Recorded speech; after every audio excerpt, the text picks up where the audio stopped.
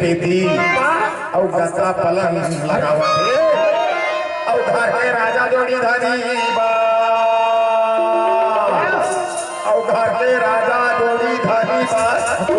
उधार गठिया और उधार कुर्सी और चटका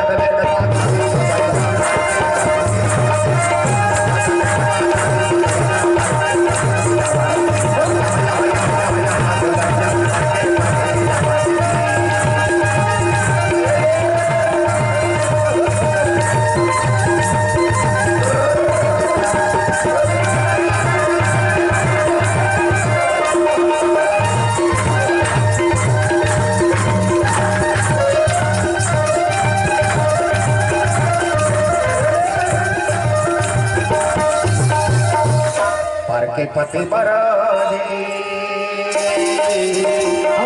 अतर फूले